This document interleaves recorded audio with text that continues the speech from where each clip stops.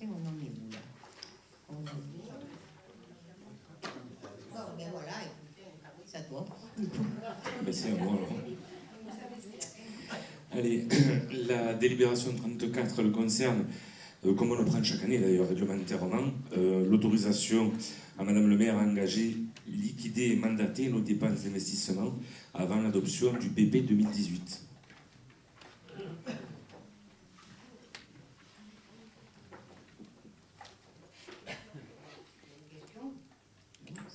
C'est bien, c'est comme d'habitude, quoi. Alors, donc, pour la 34, qui est pour, qui est contre, qui s'abstient, 3 contre et 2 abstentions. Monsieur Fuson et monsieur, enfin, personne du Front National pense qu'on va s'arrêter de travailler jusqu'à fin mars, quoi. Donc, si on ne peut pas dépenser un centime, on ne fera rien. Tant pis. Bon, les dépenses ne sont pas appropriées. C'est vous qui en jugez. 35. Alors, la 35 et la 36, c'est la même chose, mais elles concernent des compétences qui sont transférées à la métropole et qu'on a besoin d'isoler, et qui est aussi donc une ouverture, une autorisation à pouvoir liquider un montant de moins 25% avant le BP 2018, sachant que nous serons remboursés toutes ces dépenses trimestriellement par la métropole, sous production de justificatifs, bien sûr. Donc la 35 concerne la compétence du plan local d'urbanisme et RLP. Donc la 35 déjà, qui est pour, qui est contre, qui s'abstient, abstention, et la 36.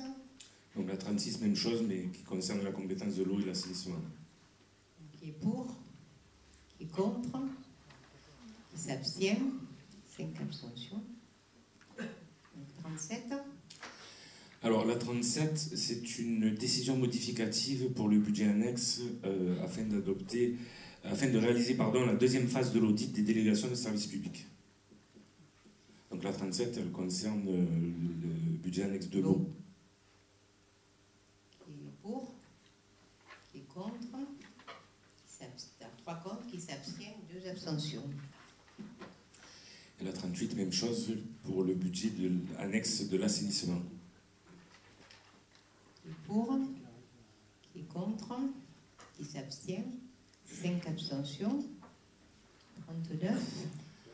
Alors la 39, elle concerne des admissions à non-valeur pour un montant de 2125,84 €, qui correspond à des non-paiements de taxes sur la publicité extérieure et qui correspond surtout à des liquidations judiciaires d'entreprises. Donc on ne peut rien faire. Donc, qui est pour, qui est contre, qui s'abstient, 3 abstentions, la 40. La 40, c'est la dissolution de la régie de recettes du Poney Club, puisque cette régie va être transférée sur la régie du Calme, et, comme le Poney Club est transféré à la ferme pédagogique. Donc, qui est pour, oui, monsieur Amaron. Je vais être coupé ou pas? On va voir. Ça dépend ce que vous dites. Essayez. Super. Quand est-ce que du coup, Fabrice, tu disais que le Poney Club allait être transféré, est transféré au... Oui, pardon, excuse-moi, vous avez raison. Donc, Monsieur Vega, vous disiez que le Poney Club avait été transféré à la ferme pédagogique. Quand est-ce que du coup les parents vont pouvoir réinscrire leurs enfants si le Poney Club a été transféré? Le Poney Club n'est pas transféré à la ferme pédagogique. C'est ce qui vient d'être dit. Non, mais je corrige.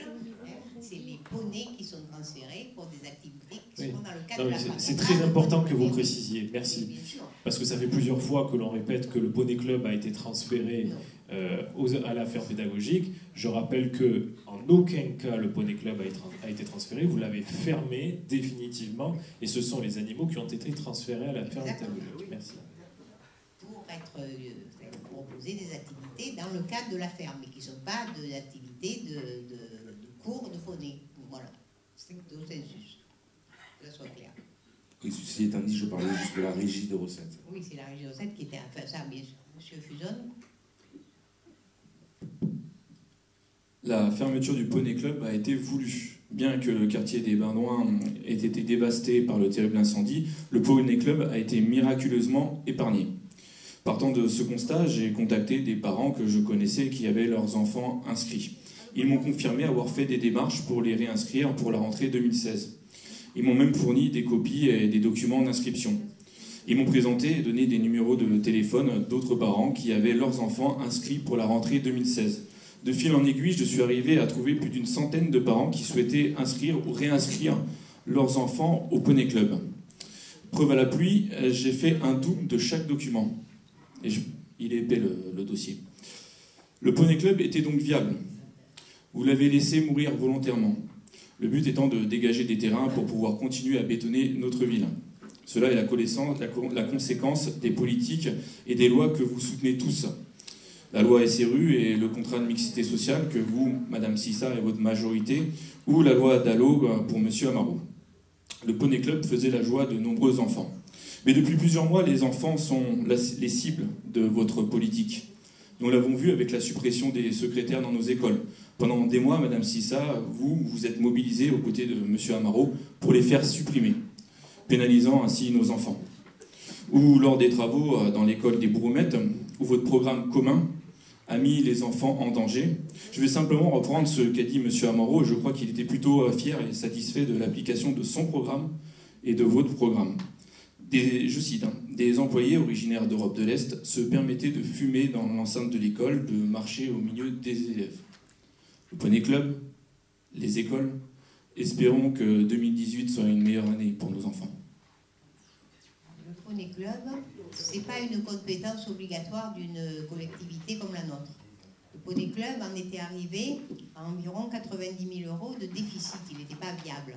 Donc, on a considéré qu'il fallait mettre fin à cela. Et donc, on a proposé une solution pour les poneys qui vont être utilisés.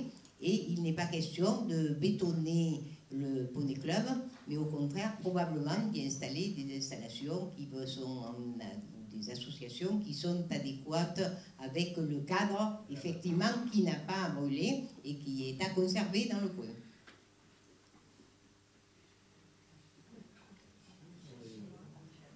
Oui, c'est vrai. C'est vrai que les écoles vont en profiter puisqu'ils pourront donc être voilà, à l'INEF, c'est déjà commencé, voilà, dans le cadre d'intervention, voilà, en ferme pédagogique.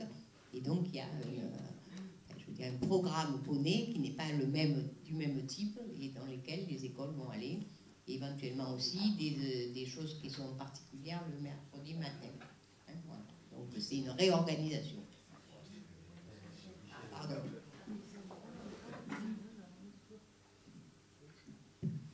Oui, je veux bien dire quelques mots puisque je suis à l'origine de cette transition et je veux en assumer la responsabilité. L'activité Poney, c'est pas nous qui l'avons laissé mourir. Alors là, j'ai particulièrement les chiffres en tête, quels que soient les documents que vous allez fournir. Nous avions entre 80 et 90 inscrits à l'activité club. Cette activité, alors que rien ne l'empêchait d'être continuée, était tombée à 30. Pour des raisons internes au fonctionnement, ou peut-être au je vous dis la réalité, vous pouvez les consulter auprès de l'administration, qui a quand même une autre fiabilité que les documents que vous avez fournis, mais on les prend volontiers. De 80, on était passé à 30, parce qu'il y avait un certain nombre de dysfonctionnements au sein du Poney Club proprement dit. Ça, c'est le premier point. Le deuxième point, ce que vous dites montre, votre incompétence en matière d'urbanisme et de suivi du dossier des Pennes Mirabeau. On ne peut, même on le souhaiterait, on ne peut pas bétonner cette partie des Bains-Douin. Premièrement, non, mais c'est faux. Eh bien non, vous ne savez pas, vous venez de dire le contraire, qu'on allait la bétonner. On ne peut pas la bétonner. Je ne vous ai pas interrompu, alors si vous permettez, je vais essayer moi aussi de terminer. Premièrement, parce qu'aujourd'hui c'est inconstructible, et c'est d'autant plus inconstructible que c'est en zone rouge de par le PPRIF, et qu'en plus ça va tomber dans l'espace PIG de la classification de l'État. Donc même on aurait ce souhait, on ne peut pas. Donc vous dites, excusez-moi, mais sur ce sujet-là, absolument n'importe quoi. Troisième point, l'activité poney, puisque bon, après en avoir discuté avec le service des sports et avec les responsables, ce ne sera plus une activité club, effectivement, dans la mesure où elle ne fonctionnait plus, on n'avait pas vocation à la pérenniser, même si je reconnais qu'en matière de tarifs, ça a dépassé toute concurrence. Il y aura une simple activité d'initiation aux activités équestres à la ferme pédagogique. Alors, ces décisions que nous évoquons ce soir, j'en assume la responsabilité puisque j'en suis à l'origine. Mais par contre, je ne pouvais pas ne pas relever l'énormité que vous avez sortie concernant la constructibilité des barnois. J'ai pas parlé ça, de... On ne vous a pas donné la parole, moi je l'ai demandé, j'ai eu cette courtoisie. Oui, mais je savais très bien que c'était en zone rouge, je vous réponds. Je savais très bien que c'était en zone rouge et j'ai parlé de dégager des terrains. Oui. Mais j'ai parlé de bétonner et de dégager des terrains. Lisez votre texte, ayez l'honnêteté de relire votre texte.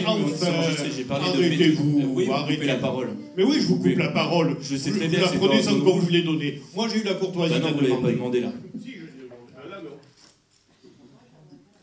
Alors, Sophie demande la parole. Merci. J'ai pas souvent l'habitude d'intervenir sur les délibérations de mes collègues, mais à un moment donné, je pense que dans la commune des Pennes Mirabeau, c'est vrai que vos enfants, ils sont scolarisés depuis très peu, et du coup, je pense que vous n'avez pas bien eu le temps encore de faire le tour des activités qui sont proposées aux enfants. Il me semble que dans la commune, on fait énormément de choses pour les enfants, et effectivement, la ferme qui maintenant a été étendue avec l'arrivée des poneys est un vrai projet qui va permettre à des enfants de toutes les classes sociales de la commune des Pennes Mirabeau, puisque on l'a dit très souvent, on n'a pas que des riches sur la commune des Pennes Mirabeau, et bien loin de là. Ça va permettre à tous les enfants de toutes les classes sociales et de tous les âges d'aller non seulement voir des animaux, mais surtout d'aller faire un peu de poney, d'aller les approcher de près, parce qu'ils n'avaient pas forcément non plus tous la possibilité et la chance d'aller au Poney Club. Donc effectivement, c'était un service qui était en déficit d'un côté, c'est un service qu'on a réorganisé pour permettre à une plus grande population d'enfants de faire du poney.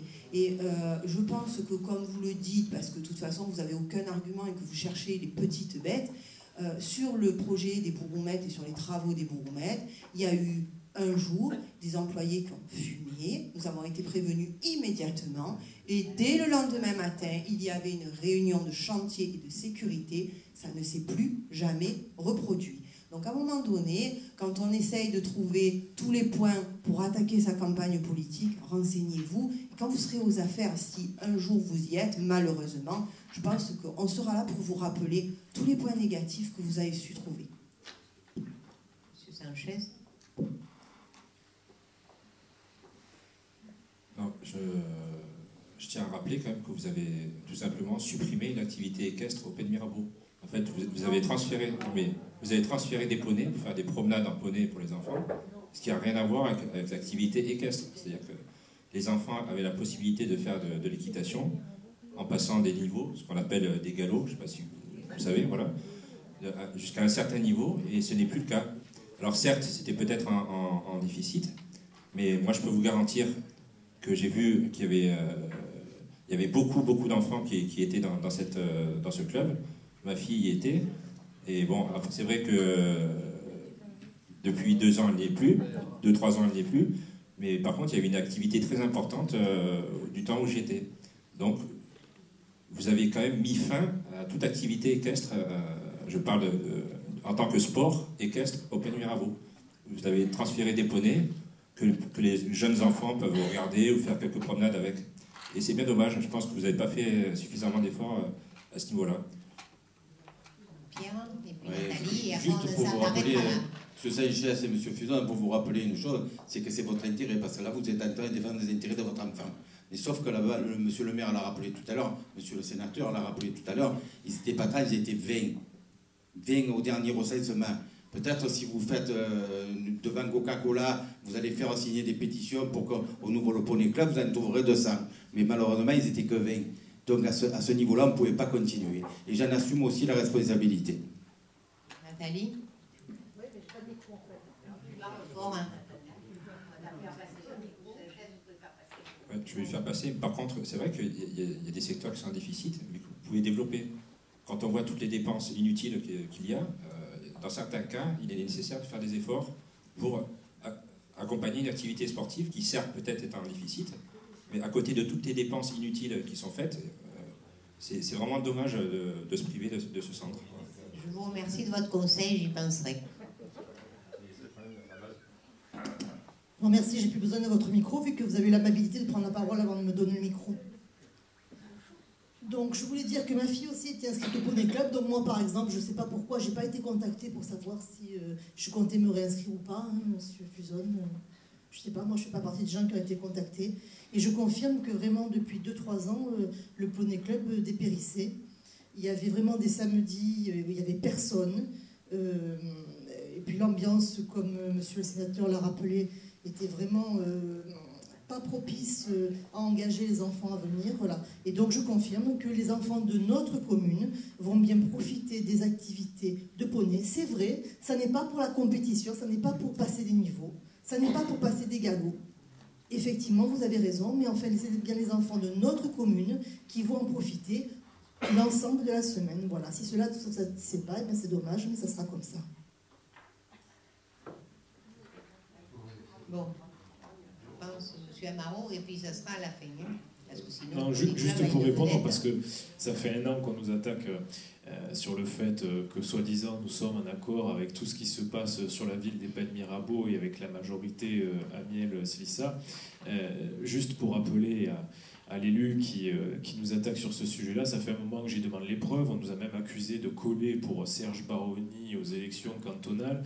Donc plutôt que de parler de sujets municipaux, d'aller jusqu'au bout des dossiers, je pense qu'il faudrait, pour certains élus, arrêter d'utiliser certaines méthodes qui avaient été utilisées sur le web passé une certaine époque. Voilà, je pense que certains élus ont essayé de passer au travers de ça. Je pensais que ça avait changé, mais je vois que les méthodes d'hier sont toujours celles d'aujourd'hui et de demain pour certains. Je pense qu'on peut passer au vote sur la suppression de la régie du Poney Club, parce que dans tout ça, c'était le début de l'histoire. Qui est pour? Qui est contre? 3 contre? Qui s'abstient? Personne, parce que donc il n'y avait que ça. Donc ensuite, Fabrice. La 41, elle concerne une demande de subvention au conseil départemental pour les travaux de requalification du square Jean Moulin. Qui est pour? Qui est contre? Tout le monde. 42. Alors, la 42, c'est une demande de subvention à l'État, au taux maximum, pour le financement de la bibliothèque de la Gavotte, dans le cadre de la dotation générale de décentralisation, qui concerne bien évidemment le projet Victor Hugo.